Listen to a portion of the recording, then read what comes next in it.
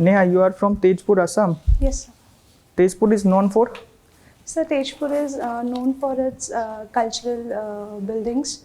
So the weaving there, and so its strategic significance, sir. What is its strategic significance? So Tejpur is a bordering town with Arunachal Pradesh. It's the feeder town to Arunachal Pradesh actually, and it has a strategic position. It's sandwiched in between China on the northern side, China and Bhutan on the northern side, and Bangladesh on the southern side. So, Okay. What is significance of Kalia Bomara Setu? so Kolia Bhumra Setu is a connecting bridge between Nagaon and Tejpur. So it also falls in the route to Arunachal Pradesh actually, sir. Now that the Chinese aggressions have been increasing, its importance has increased lately. Who constructed Nagasankar temple? Nagshankar temple, sir, I am not aware of it, I'm sorry. You have done engineering in electrical engineering? Yes, sir, electrical engineering, sir. Okay. What is Kirchhoff Law? So all I recall about is Kirchhoff's law was about calculating the voltage and current in a circuit, so I'm not aware about it. Okay. So, probably I'm unable to recall, so I'll read on it, sir. Okay. How many types of cables are used in electric transmission? So I'm unable to recall, sir. I'm sorry. Okay. I'll read on it, sir. What is a transformer? So a transformer is used to transfer currents from one circuit to another circuit. So it's used for stepping up as well as for stepping down of voltages, sir. So depending upon the circuit, sir. Recently, Supreme Court ruled that in Rajasthan, in Great Indian Bustard region, all the power cables should be underground. But government is not supporting that view. What can be the probable implications of that ruling of Supreme Court? So I'm not aware of it, sir. Okay. Why are you preferring CAPFs? So there has been a culture of CAPF with my family, sir. My parents, my mother is still serving, and my father has retired, sir. And Okay. I have some of my cousins as well, sir, who has been serving in ITBP and SSB as well. So it runs in the family, sir. Your mother is in which force? So she's in CRPF, sir. She's still serving. In which battalion? So she is currently in 233 Mahila Battalion, posted in Lucknow, sir. How many Mahila battalions are there? 135, 233 and 88. I believe three battalions are there probably, so I'm not sure, so I have to check, sir. What is the concept of group center in CRPF? So they are basically provide accommodation to the families and schools and hospitals to the families who have been serving outside in different battalions or different locations in the country in left-wing extremism, or for that matter any riot included areas. So. Who is DG CRPF? So, Mr. Kuldip Singh IPS. Sir. Why IPS? So there has been this convention of CAPFs. CAPFs have been heading by IPS officers.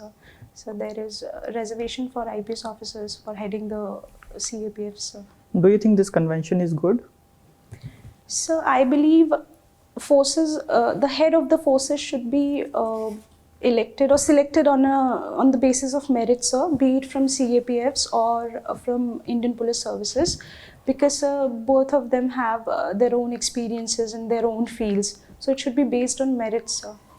Do cadre officers don't have merit? They do have, so that's what I meant, sir. They do have merit, so it should be based on merit, sir. What is the role of SPG? Special Protection Group, sir. Sir, it provides security to the Prime Minister and his immediate family, sir. Any other else? Not yet. So currently it's providing security only to the Prime Minister, sir. Okay. Why are you preferring CISF? I would like to join a force. So with I have no disregard for any of the other forces. It's just that I have seen my parents working in CRPF. There have been always movement. I have never had a family life, sir. So I do not recall any point of time, sir, where I have been with my father and my mother together at one place. So I would like to have a work-life balance in my family so that I don't have to face the same. My father had to retire earlier because they were unable to find a balance. They were unable to take care of the kids.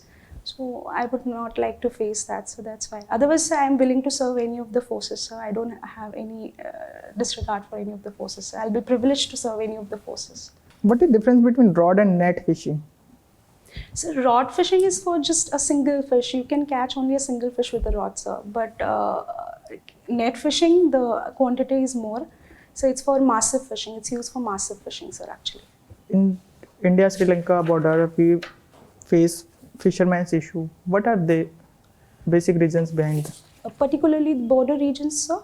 Yes. So like Pakistan and Sri Lanka, sir. So most of the issues are, sir, the borders are not settled with respect to Pakistan, sir. So most of the fishermen, they are stranded on the other side of the border and they are caught by the Pakistani Maritime Security Police. The same has been the cases in Sri Lanka as well. They have been mainly with respect to the Crpf Island and Park Strait, sir. So that's the problem, sir. They have been jailed, so the fishermen have been jailed, and both in Pakistan and in Sri Lanka, sir. You're from Tejpur, right? Yes. What does it mean? Tej is for blood, sir, actually. There is a folklore about it. There's a legend that Tejpur was actually ruled by Ban Raza. Ban was the king of Tejpur, and his daughter Usha, she fell in love with Aniruddha. Aniruddha was grandson of Krishna. So Ban Raja was actually, he was against this alliance. So there was a war, there was a lot of blood loss, there was a lot of loss of lives. So it's believed that blood that came from the war actually turned the city red, actually. Okay, all right. What is the situation of women in combat in India? So in CAPFs and Central Armed Police Forces, women are allowed in combat positions, but they have not been given the same positions in military, in Indian Army, or for that matter, Indian Air Force and Indian Navy. But there has been a start. Recently, Supreme Court has granted permanent commission to women in 10 fields in Indian Army and in some particular fields in Navy and Air Force as well. So we are heading towards it, sir. Okay, what is the situation in US, UK, other countries? So US provides close combat, sir. Israel also provides close combat. I believe Pakistan too is heading towards that. I read a report about it. So they allow women in close combat, sir. What is the percentage of women in armed forces in India? The forces, so they have a reservation for women in the constabulary level. So there is 33% reservation for women in CRPF. In CISF there is 18%. They are thinking of increasing it to 33%. The same could be done, would be done, I believe, in other forces as well. Okay. However, the representation has not been commensurate at the higher posts, sir, as in the officer rankings. So. Okay. And how many attempts have you given for CAPF? Sir, I've been trying since 2015. I reached till medical last year, but I was rejected on grounds of being heavy weight. I was overweight, actually, sir. Okay. You have been working also, right? Yes, sir. You did a job. Yes, sir. What was it about? Sir, I was a production executive in PepsiCo, sir. Actually, it's a franchisee of PepsiCo. It's Varun Beverages, yes, sir. Okay. What was your role? So I was in production and maintenance. All right. Tell me something about the sixth schedule. So, six schedule areas are basically autonomous areas which have been given more decentralized powers as compared to normal areas. There are 6 schedule areas. 3 of them are in Assam itself, sir, and the rest are in Meghalaya, Tripura, and Mizoram. Who has the power to say that a law will not apply in that particular area? In 6 schedules, sir. Yeah. In 6 schedule areas, so governor. Governor has Yes, the power. sir. And what about in Assam? Assam, sir, governor only, sir. And other areas? I believe it's the governor, sir. Sir, in Assam, there are certain areas where the president too has powers, I believe. Or also I see that you have a liking for cooking. I do, sir. What type of cooking are you into? Sir, I have tried my hand at almost everything, be it North Indian or South Indian, but I believe my most of my inclination is towards Assamese traditional Tell cooking, me a sir. few Assamese food. Sir, our food is most of non-veg, sir. It's mostly boiled, very less of oil. We do not use the traditional spices that are used in other parts of India. And most of our cooking involves steaming, cooking in bamboo, cooking in banana leaves. And so, yes, sir, that's it. And the main component of our food is rice and fish, sir. They say that there is a major component of fermentation, drying process in Assamese food. Yes, sir. Assamese as well, sir, as well as other northeastern states also. Why is that? What is the need of fermentation and drying of food? So it was fermentation and drying of food. It was basically the cuisine of the tribals, mostly Mizoram, Nagaland, and Manipur. So drying was because so that they could keep the food for longer period of time, and I believe fermentation has some digestive properties. So I believe I'm not sure about it. Okay. And you are into weaving also? Yes, sir. You weave yourself? I do, sir. I weave, sir, but mostly my weaving is limited to cotton. I have never tried my hands on silk, sir.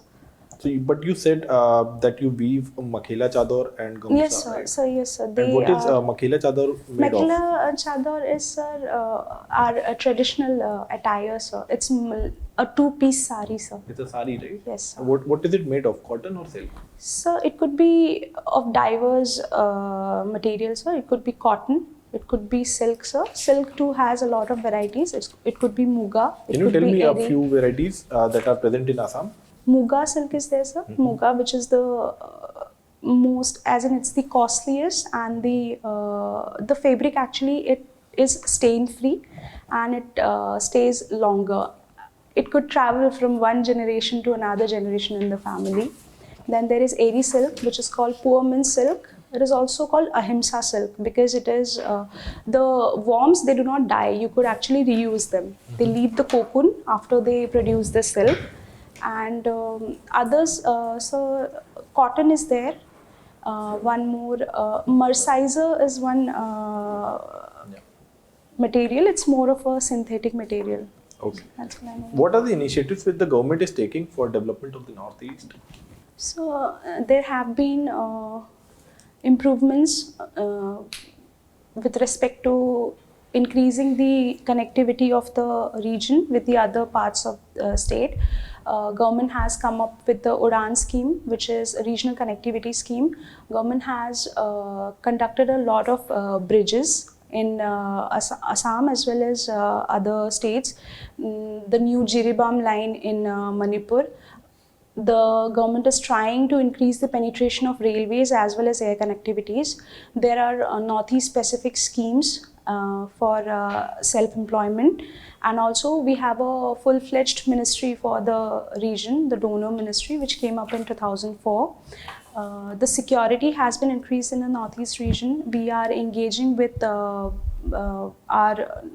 partners in Southeast Asia to increase the connectivity and as well as business perspectives in the Northeast region. What is the Kaladan multimodal transport project?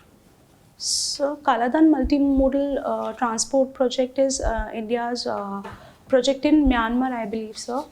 It's railroad as well as port connectivity. They will connect from Kolkata to Sitwe port in Myanmar, and from there onwards there will be land connectivity from Myanmar to Mizoram. Okay. Both your parents, you said, were in services, Yes, CAPF. sir. Your father was also in CRPF? So he was in CAPF. He took voluntary retirement in 2002. Okay, he was also in CRPF? CRPF, sir. Yes, sir. Can you name some insurgent groups in Assam? Yes, so ULFA is there, United Liberation Front of Assam, and NDFP, the National Democratic Front of Bodoland. Then ULB is the United Liberation of Bodoland itself. Yes, so those are in Assam itself. Okay, okay. And what is the reason behind the Assam movement? Why that happened? Sir, Assam Movement from 1979 to 1985, the agitation was basically to have an infiltration-free Assam. There has been a lot of immigration from the Bangladesh side, and it is believed that the demographics of the state has changed. There has been a lot of pressure on the resources as well as the employment, sir.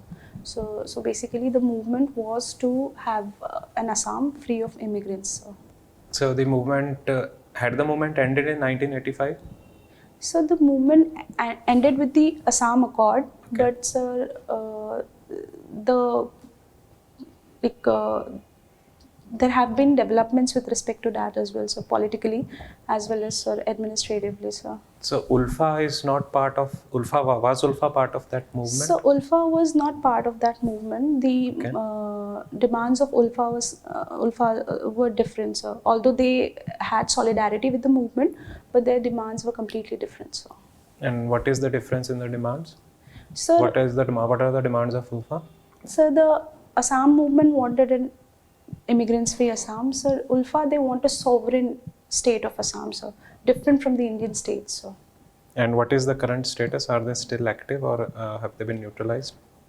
Sir, most of the factions of ULFA have come on board for peace negotiations with the government. However, ULFA Independent, sir, which is operating from China, the leader named Paresh Barua, he's not on board. Otherwise, all the three factions involving Mithinga Doimari and the other leaders, they have come on board, sir. They are undergoing negotiations so that there could be a permanent peace for that. And what are the demands of Bodos? Bodo, sir, NDFP precisely, and the Bodo Students Union, they want a state of Bodo land for themselves, different from the state of Assam. They don't consider themselves Assamese? What are the reasons why they perceive themselves to be different? So Boros are the dominant tribal community of Assam. So they constitute around 8% of the population, and they believe their ethnic orientation has been different from people of Assam, sir. And they also believe that there have been differentiation and discrimination against them. So basically, they want a political and administrative advancement of their own community, so that's why they want a different Boro land for themselves. And are they covered under Schedule 6 area? The Boro land that they demand, is it covered under Schedule 6? Yes, sir. BTC, the Bodoland Territorial Council, it's Okay. one of the schedule areas under 6th schedule, sir. Okay. What is the general perception of the people in Assam related to CAA? So the protests and the unrest that followed when it was a bill, when the Citizenship Amendment Act was just a bill, the unrest and the protest, that definitely shows that there has been strict opposition to it. And also, sir, Why are people opposing, why are the Assamese opposing CAA? there has been an impression in Assam that it is already suffering because of the immigration. So the 2011 census indicates that 9 of the Assam districts are actually having a dominant immigrant population. And then CA comes and they believe that all the refugees that they come, they will be settling in Assam, or for that matter other parts of Northeast, sir. So that was the major opposition to it, sir. Okay. And NRC? Yes, National Register of Yes. Citizens, yes, sir. Is it also being opposed? So NRC is not opposed. It has been, the exercise has been conducted under the supervision of Supreme Court to enlist and to sort out the immigrants who came to India after the Bangladesh war, sir. Okay. And is it getting implemented on ground? So it is being implemented on ground, but there has been allegations of corruption and non-transparency, and also apathy on the part of the Assam Border Police Organization. So there has been allegations that a lot of genuine people who are actually citizens of India or residents of Assam have been left out of the process. So there are certain loopholes there that needs to be checked. Okay. All right. And do you think that these two things pose a challenge to security in Assam? It does, sir, actually. The immigrant problem as well as the NRC problem. So the people who did not make it to the list in NRC, they are stationed in transit camps. So that could be, if they are not provided with the basic amenities there, those could be actually grounds of radicalization. The same goes with the immigrant problem as well, sir. What percentage of Assam's border is fenced right now? Have any idea? So the Bangladesh border, I believe 75 to 80% of it has been fenced, except for the riverine part, which keeps on destroying because of floods and the changing courses of the river. So, Which districts of Assam border Bangladesh? so that would be Karimganj, Kachar, and Hailakandi, I believe. And in the Meghalaya Bengal stretch Bengal is a Siliguri. towards Bengal. Towards Bengal. Towards Bengal, which district of Assam borders Bangladesh? Sir, I'm unable to Dhubri. recall, sir. Dhubri, yes, sir. Dhubri, yes, sir. Okay. So you have extempore you have been I doing. had, sir. That was, so I was very young actually. Okay. Yeah. So you are not comfortable if I give you a topic right now? So I'll try, sir. It's okay. Okay. I'll try. Okay. Maybe you can speak for 30 seconds or a minute on the challenges to women empowerment in India. They say that biology has been a hindrance to women empowerment. It's not the biology actually, it's the stereotypes and the conservative mindset of the society that has been the biggest hindrance to women empowerment. They cannot see us in higher positions, be it political life or social life or economic life. They cannot work under us because they believe it goes against the social norms, and so I lost it actually. So it's been a very long time that I haven't tried extempore, so that's why. Why.